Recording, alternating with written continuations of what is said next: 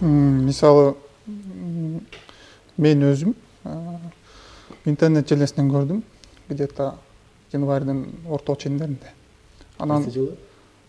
25 жыл. 25 жылы. Январьдын 15-теринде. Эң биринчи кандай кылат? Мисалы, ар бир эле адам криптовалюта дүйнөсүнө келаткан адам эң биринчи анализ кылат да. Мындай бир какой-то токен алаардан мурун анализ кылыш керек. Ошондуктан менде эми бул бир эле эмсе эмес, башка да токендер бар. Ар бир адамдын өзүнүн бир портфели болот. Ошо портфелдин арасында ошо криптовалюталар болот да. Ошонун арасынан ушул тууралуу угуп калып, анализ кылдык. Анализ кылганда эң биринчи эмне кылабыз?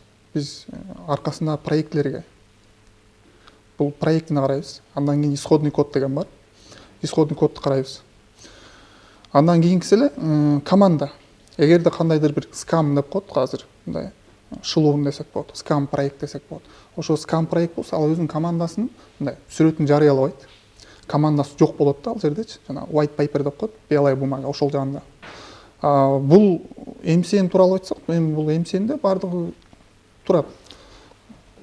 Бардыгы ордунда. Демек, буга ишенсек болот деген ниетте ушул нерселерди алганбыз.